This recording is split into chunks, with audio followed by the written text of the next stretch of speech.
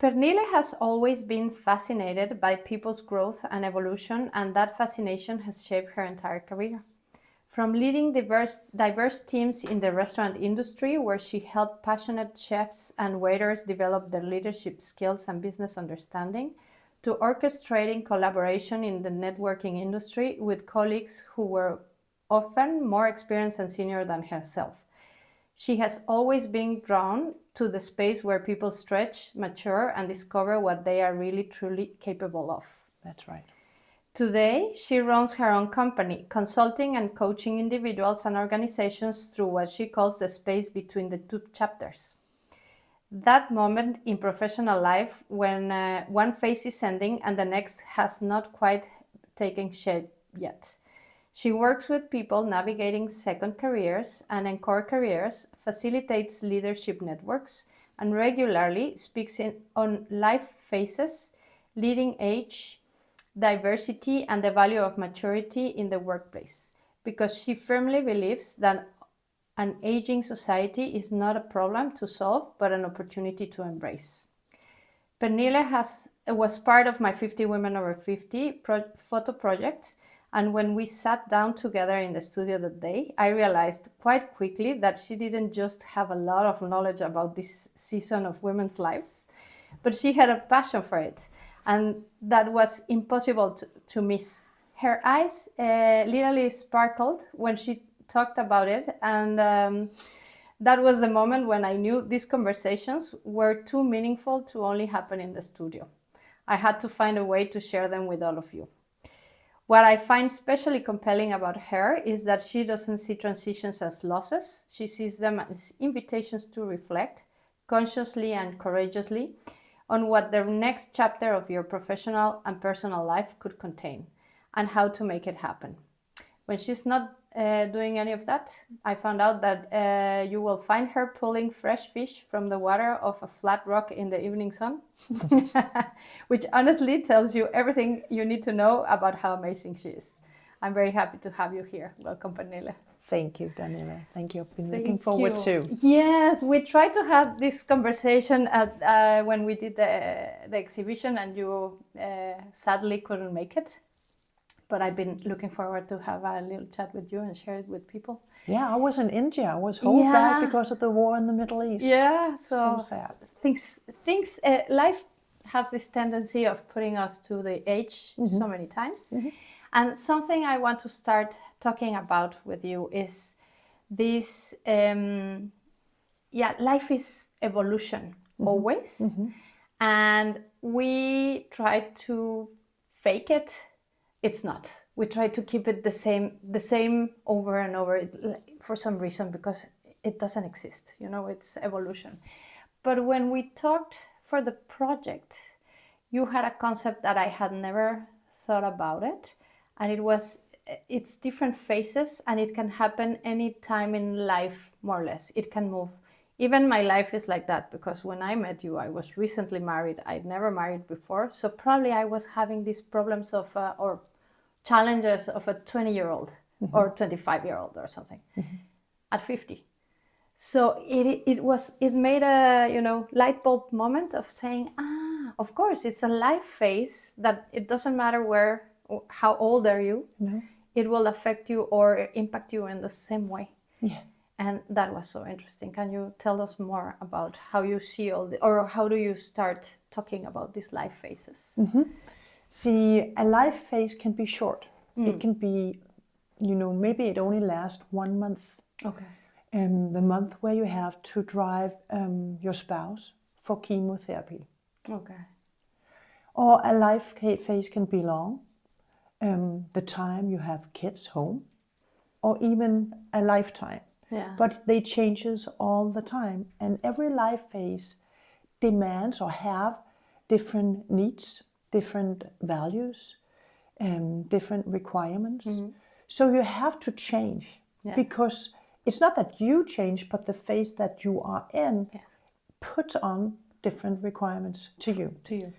And in the time I've been growing older, the companies I've worked with did not see that. No. They had the same requirements. They want me to move linear to, just go in the same direction all the time. But we did not. No.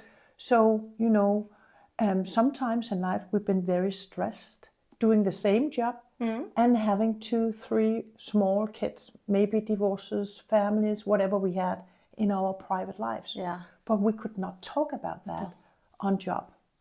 Today it changes because the young people, they won't accept that. They want to enjoy life and work while living, while moving. So they tend to tell about their feelings and where they are and tell their managers or their leaders how they feel right now and how they want a little change. And if they don't get it, they quit. Yeah. Because they don't want to live on behalf of the work. They want to live themselves. They don't want to get divorced. No. They want to be good moms and dads. And you see now even men, young men, they take off to take care of their kids. Yeah, paternity leave. And paternity leave. They care about and it's even getting to be cool. And of course they do that. Yeah. And the women say, oh my God, now he has to take some of the paternity leave and I have to work. I don't want to leave home.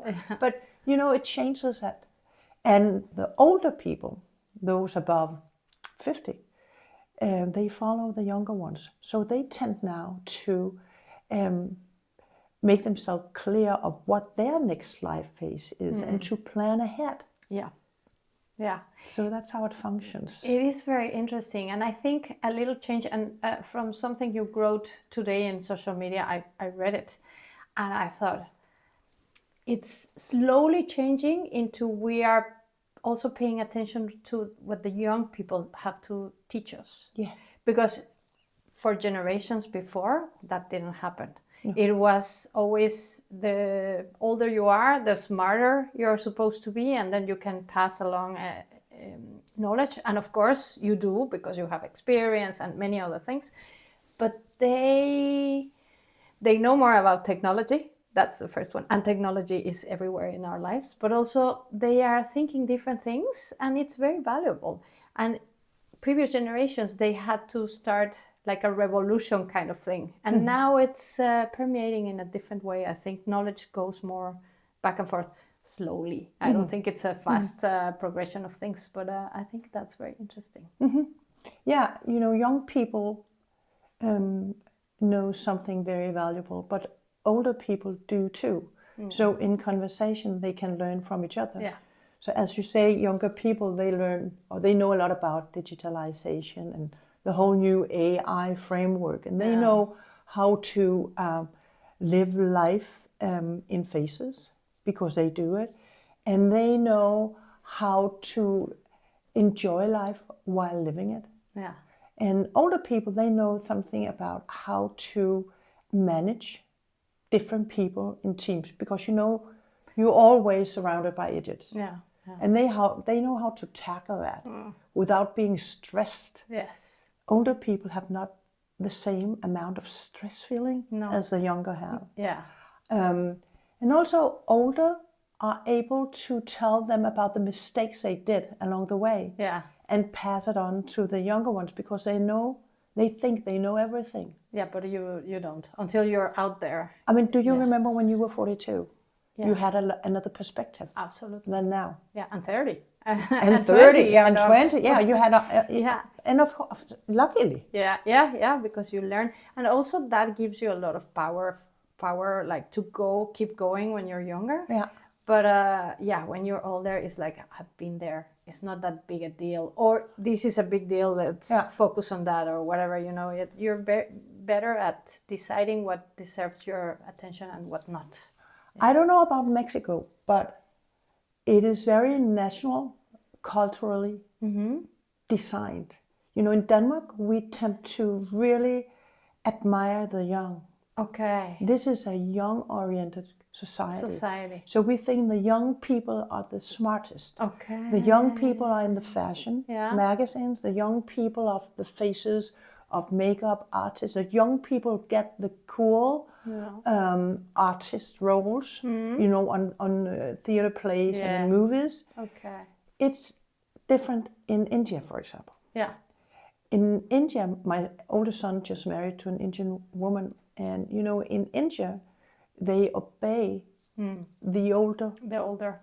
people, especially the women. Yeah. So he had and she had to bend down and kiss the feet of the older one at their wedding, in order for as a respect, to because they demonstrate know about life. Yeah. And I was invited for dinner with other older women. We were 50. Okay. In order for her to give her a network and a friendship and somebody she could come to when life goes a little wrong. Yeah. And it will, of course, along the way. That's how it happens. Yeah. So they have another kind of respect of the older. And I think a mixture maybe is good, that you still have the admiration of the young and the inspiration, because they are, seeing things differently, but also, the long-lasting experience of the older. Of the older. I think Mexico is a little bit more like a mix, because of course youth and happiness and that kind of environment is very important in Mexico to be young, and for fashion and things like that. The young people are leading there, but we still have this respect for the elders. It would not be as extreme as the elder women, but I have a friend that once told me Mexico is kind of like a matriarchal patriarchy, kind of like it's on the fence, on the outside is a patriarchy, but in the end the mom, it's a little bit like the Italians, the mom is very important in the house, and everybody wants to cook like her, and she has a lot of knowledge. So I think we still keep a lot of this respect to the elders, with more youthful kind of seeing life, and of course more interested in modern ways of doing things. So we look a lot into Europe or the US to see, not that that's the best thing to do, but that's how we are looking around to how other people do it, so to integrate it. Okay. So it's an interesting mix, I guess. Yeah, but something I saw, of course I photograph mostly women within the project, mostly Danes, but then I had some diversity, and I could see that the same thing repeated. It comes a point in life, and probably it's hormonal, but most women arrive to a place where I don't want to keep doing what I've been doing before, or at least not in the same way. I want some changes. Women want evolution in middle life. And men do too. Men do too, probably. It looks different than it used to, I guess, because there was this idea of men go crazy and the sports car or whatever. And I think now there's more focus on health and doing things that really give you purpose. Yeah. And that would be interesting to know what your experience is with. In several universities in the United States, they have studied the happiness curve. Mm-hmm. So you tend, what the big research across sex, nationality, religion, sexual orientation, whatever, this research shows that in the beginning of your adult life, you're pretty happy. Okay. And then it goes downwards. Okay. With kids, marriage, responsibilities, works, it goes downward. And it is at the lowest when you just before 50. Okay. And then it rises again. And it rises and it rises and it rises until, up in the 80s. Okay. So you become more and more happy. You get the feeling of content.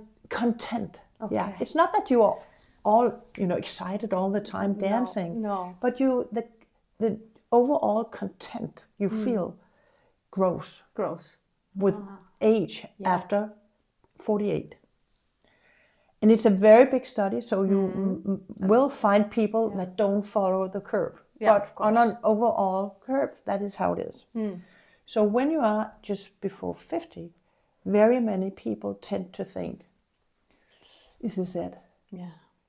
This is all there was for me. I've been working all the time. I got up early in the morning. I drove my kids to school. I was a nice husband, but I'm not fulfilled or happy. I'm not really happy. Yeah. And when I talk to people, when they come to me, they either say, I'm stuck, or I am lost. Okay, that's the two feelings. That's the two feelings. And every time I think, you are in a very happy, very good position for change. Yeah. Because you're right there where you acknowledged that something has to happen. Yeah. So you're ready for a change. You just need to know what it is. Yeah.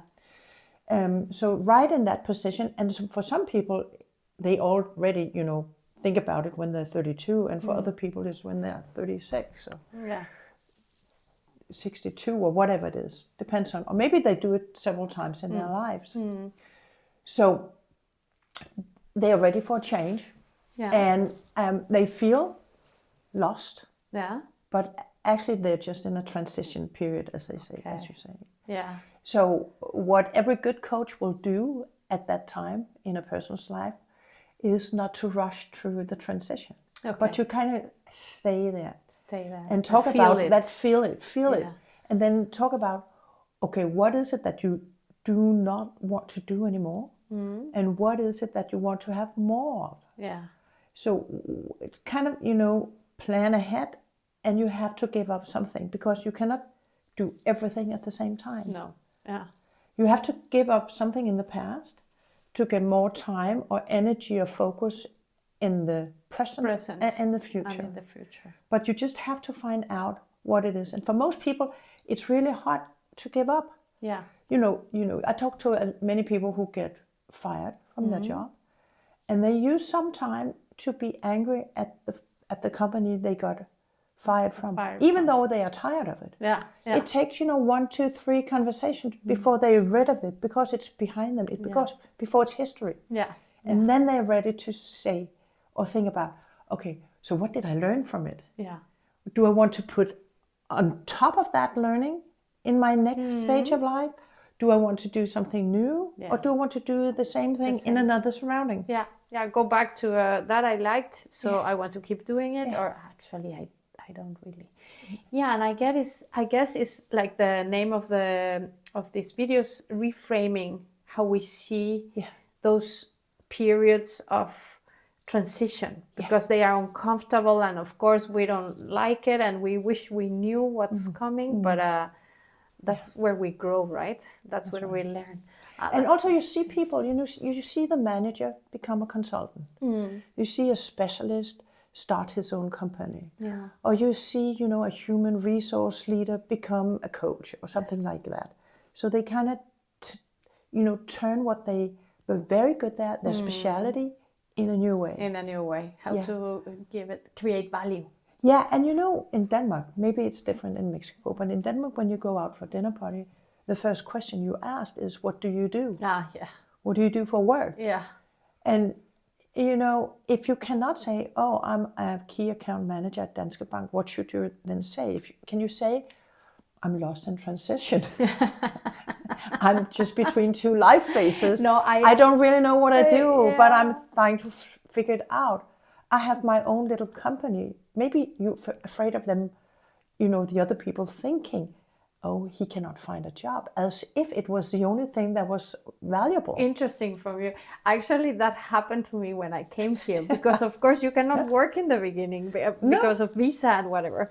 And people will be like, what do you do? And I would say, I'm a photographer, but I cannot really work right now. So then, in Denmark, you feel like people go uncomfortable. Yeah. It's kind of like, if you're not doing anything we can talk about, I don't know what else to ask you. Well, they would ask if I cycle, and what else? And if I speak Danish, and I was like, I don't work. If you bathe in the sea at wintertime. That I do. Okay, that you do. Okay.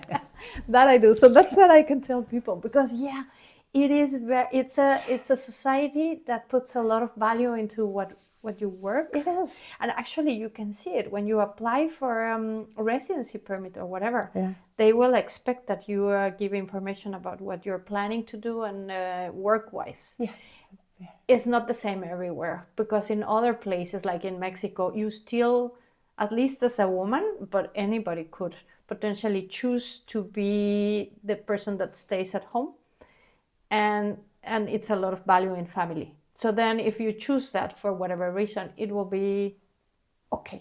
Maybe it's also because it's very expensive to live here. So it's of course. It's a hard choice. You need to have a husband paying for you. Yeah, of course. So then it is that, but also I think it's in the values of people. The work is very important. So then they will ask about it. So I can imagine that if you have been laid off, or you're in a transition because you decided to, it is hard for people to socialize. Yeah, because they don't want, and they feel not valuable. Yeah.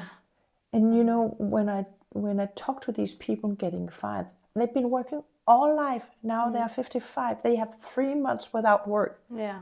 And they wonder how to explain. Yeah. And they say, well, do you need to explain? Yeah. I mean, it's the first time. I'm happy for you that you got fired. Of course. Because now you have a period of time where you can think about it. What do you want? Yeah. Go for a walk in the forest. Enjoy it. You can. But it's so hard for them to come to that stage. They will come there. And they will enjoy it. And they very often, almost always, they will move through this transition period and they'll get a new job or whatever they do. And they will be happier than they were before. Yeah. I guess because so many times we go through life in this path of phases we think are the right ones, and then you just don't stop and make a checkup of, am I still happy or I'm not? People just keep going. Yeah.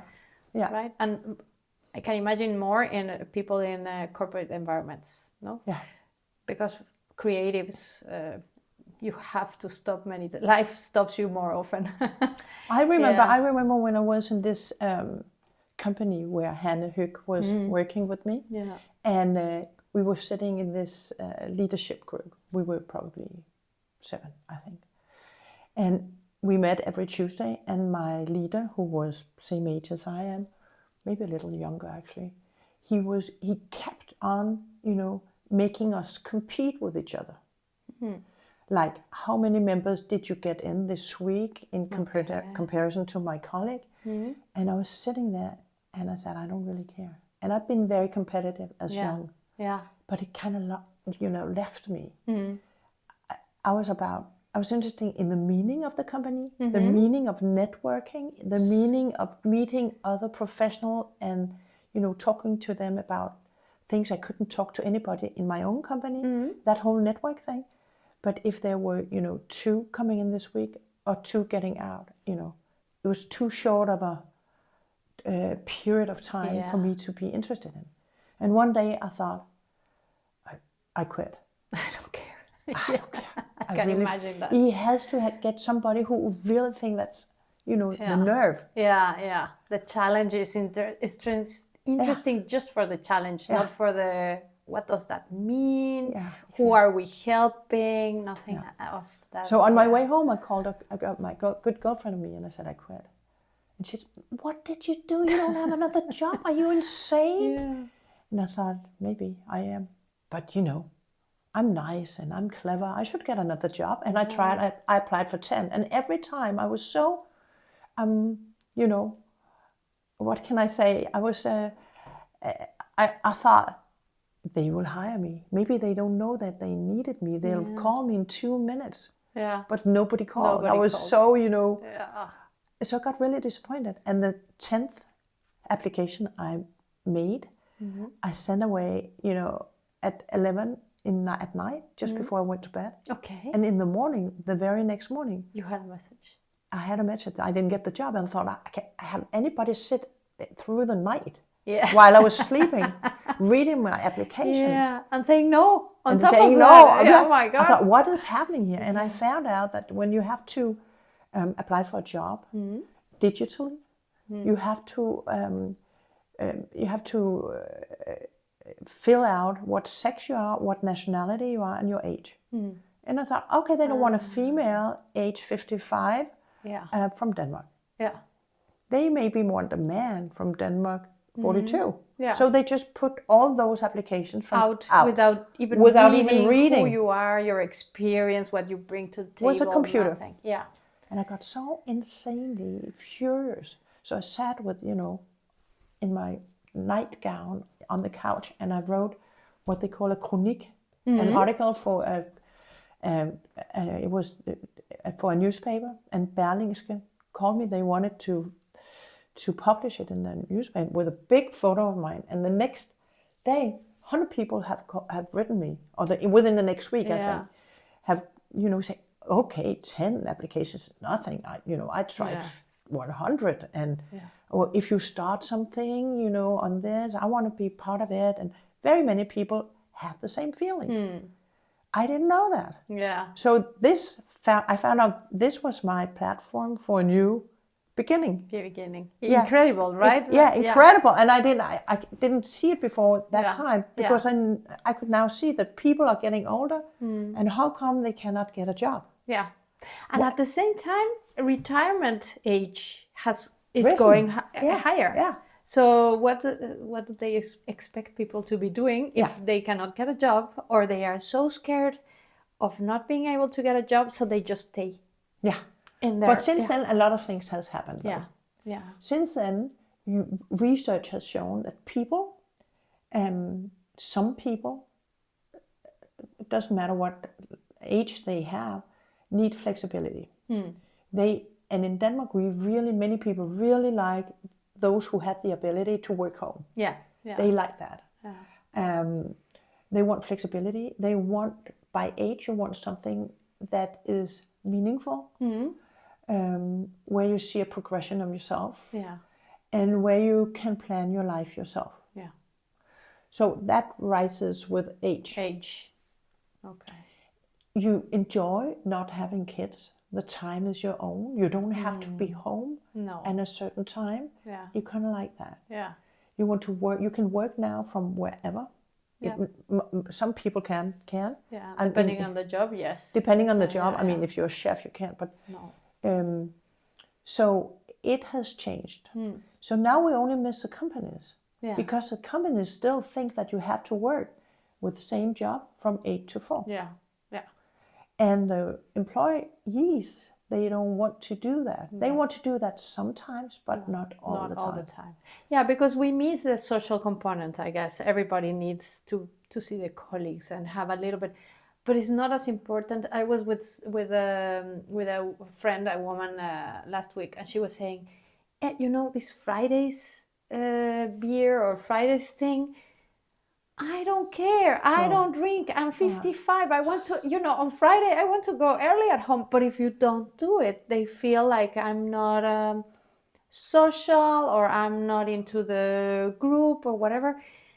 I'd rather have a coffee in the morning on a Tuesday, On Friday, I want to go home.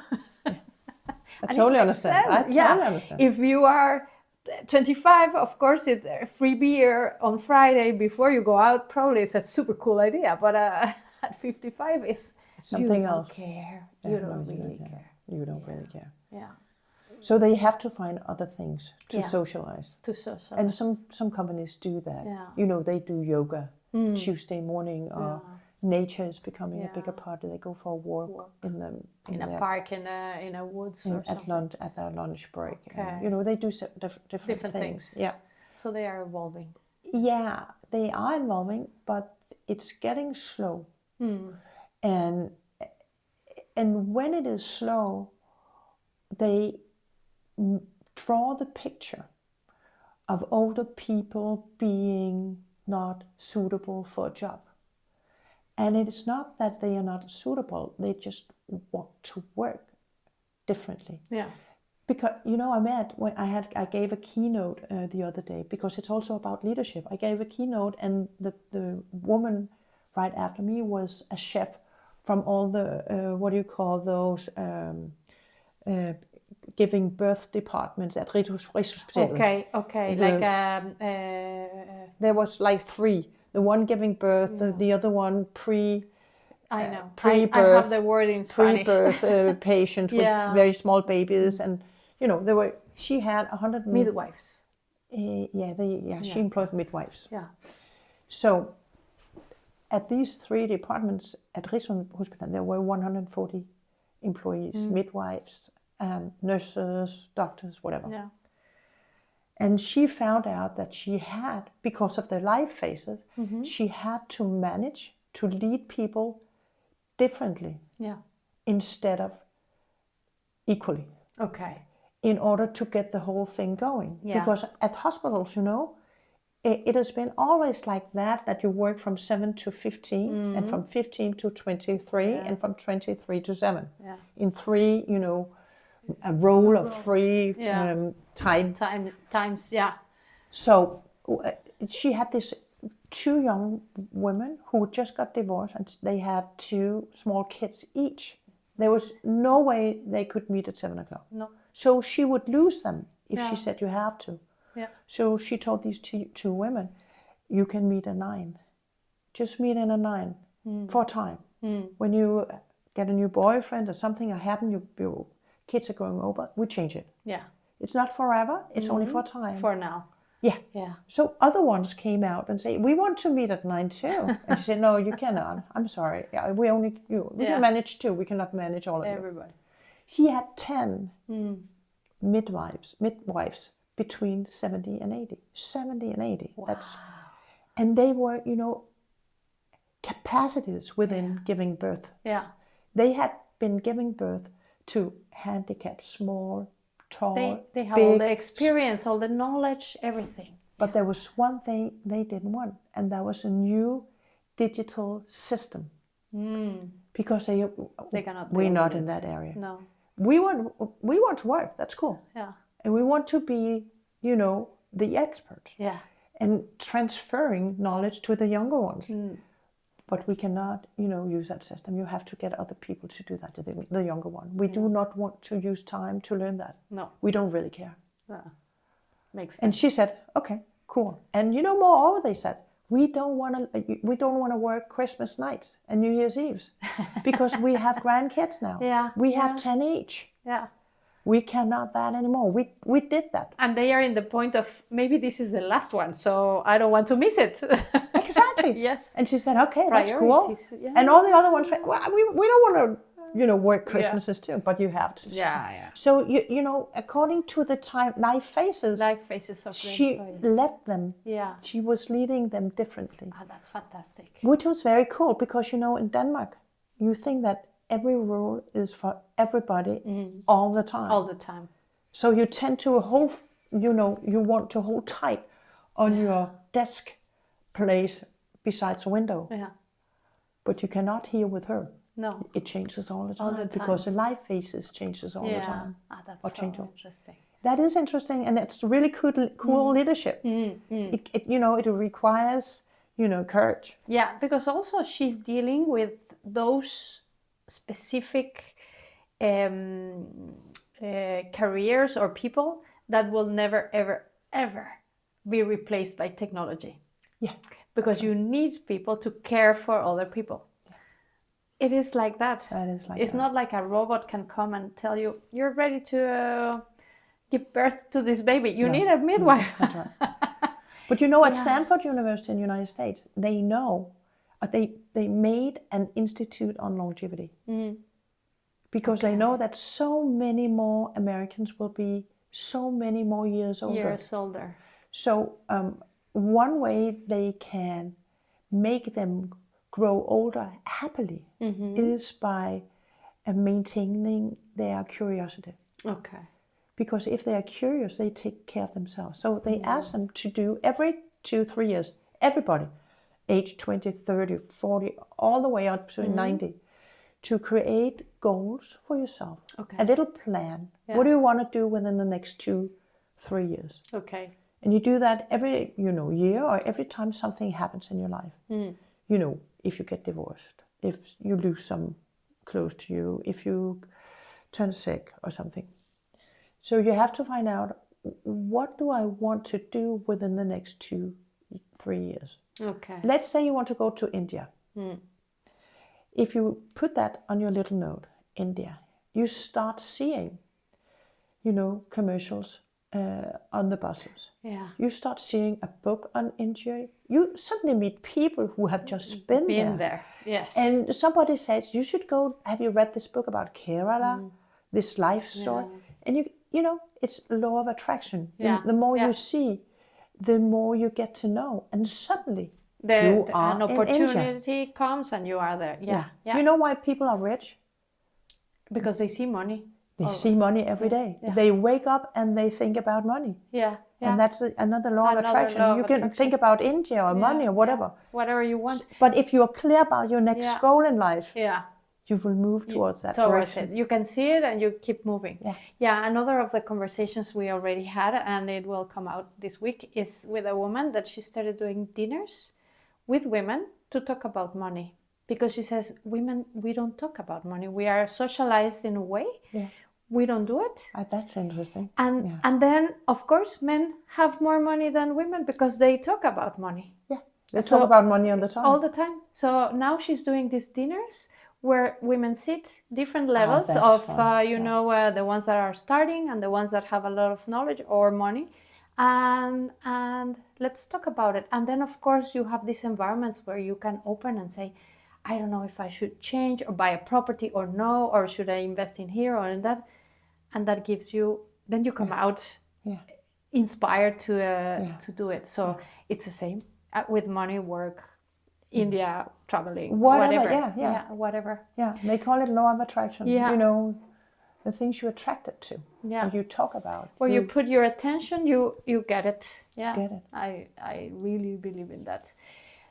I would like to move a little bit and talk about communication with these life phases. Because many times, and especially one is for women in middle age, then suddenly you feel this need of change, but you don't exist alone in this environment. You have a partner, kids, a job. How do you communicate a future that is not really here, but you can envision, but how do you communicate it with others? Yeah, I think what we talk about when I talk to women about these kind of things is to write it down. You know, maybe just on a little piece of paper, and then tell it to somebody. Okay. So you tell it to a friend or your husband or your oldest daughter or whatever. I want to go to India, or I want to make more money, or I want to change up, whatever it is.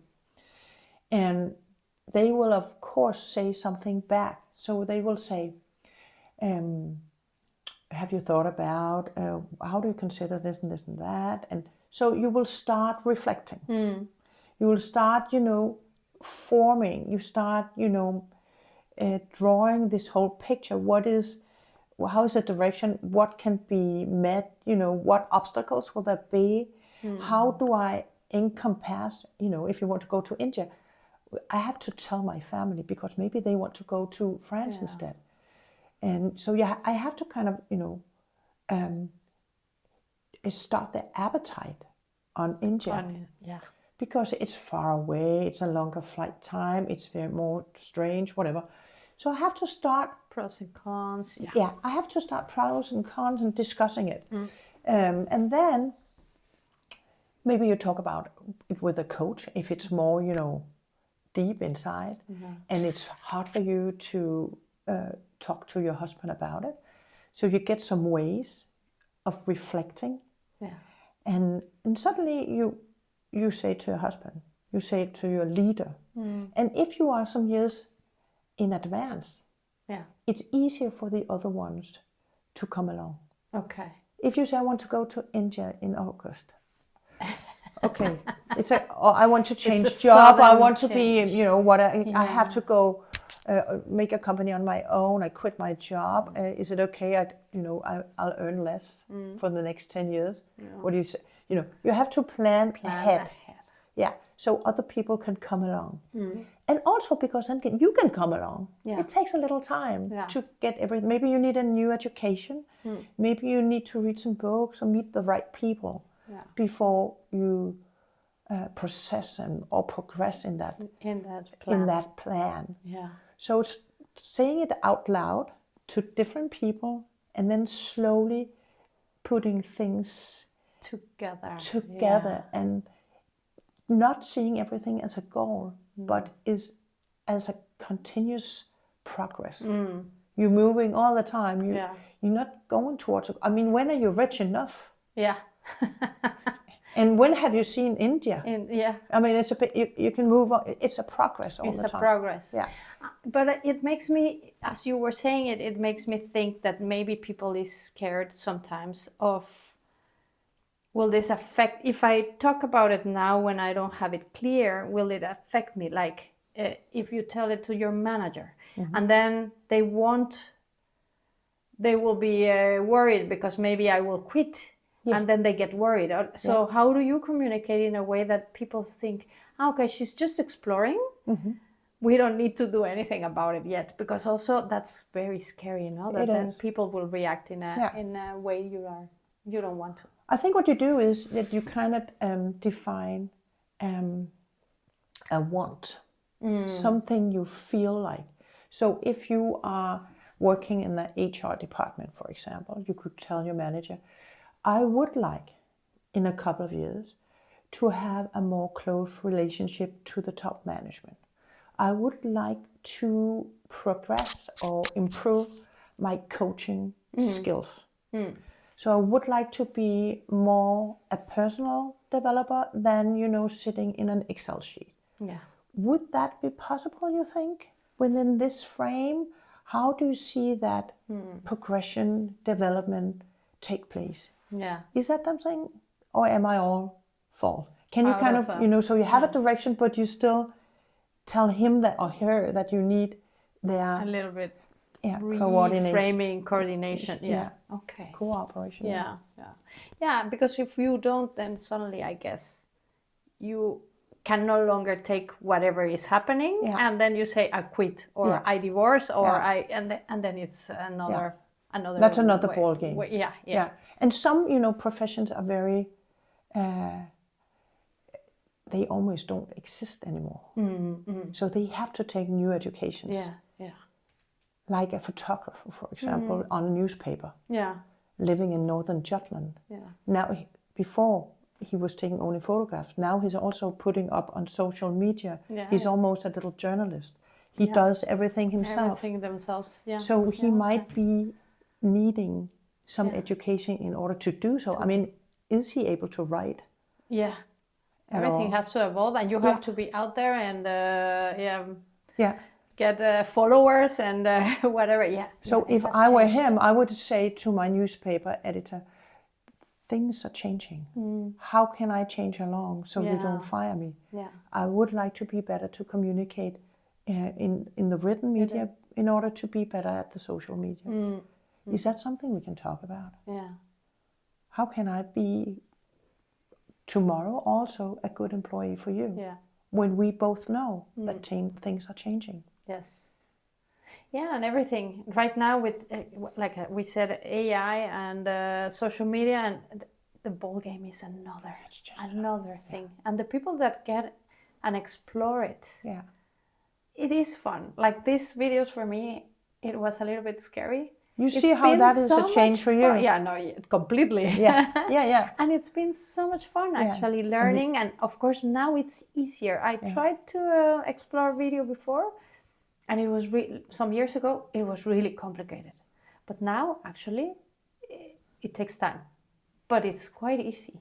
It's quite easy. It's fun. But soon you will be working together with some, radio station or Zetland or something doing this on any topic. Yeah, it can be anything. Because you know the technology, you know what, I mean, I'm sure you sit now, she's turning, I'm checking, she touched the microphone. All that stuff, All the technology is in my head. Yeah, the first one, I could barely, it was like very stuck. And now it's getting super easy and fun, actually. I'm enjoying it a lot. Yeah. So it's just a matter of going into it and trying and exploring. Step by step. So it's very much, break by break, step by step, or then, exploring what can I do better and how did it feel? Yeah. Am I happy? Do I earn enough money? They call it also, some people here that's a very interesting topic too, how you make a portfolio economy for yourself. Okay. So when you grow older, you might not have your income from only one place. Yes. Yes. You might have it from different places. So you might rent your house out on Airbnb, and that finances your traveling or whatever. And then you do this, and then sometimes you work for that and that. So you get plural income ways. Because there's more opportunities and more ways to see things now than it used to be. Yeah, exactly. Definitely. Yeah. It's been great. And you know, in the United States, there's 10 million people in second career. Okay. So, and the number is growing. It's growing. So it's becoming an economy. And the older you get, the smaller your requirements for money is. Some people have money enough. They just want to do good. So they want to give back. They want to work, for free for an NGO just to get the meaning of life. The meaningful life. Yeah, definitely. And I can see it around, and with us, I'm also in this environment of foreigners. That happens a lot too. As a second career, just because you either don't have the language, you couldn't access a job, whatever, then people are going into this second career a little bit more forced. But it's exciting, actually. And also, it's a part of economy. And some people, economists are saying, why don't they count on that as a part of economy? What if we paid them to do so? As, younger women, they are not paid to take care of their children or their husband or their houses or whatever. But it is a part of economy. Yes. Yeah, for the husband to go out to work or whatever, someone had to stay, someone had to do it, because if both of them go, they need to hire someone for certain things, maybe and not they everything. get stress. And that's an expenditure for the society. They get sick, they get divorced. It all costs. Yeah, it all costs. Super interesting. We could keep talking, but actually we've been there for longer than you will believe. But thank you so much for doing this. And I'm closing this series with you because it was originally thought after our talk that first time, and I hope maybe we can do it. Yeah, sure. We do another topic. Another topic next time. Or next, the next part that we are missing still. But thank you so much. How can people find you? I have a website.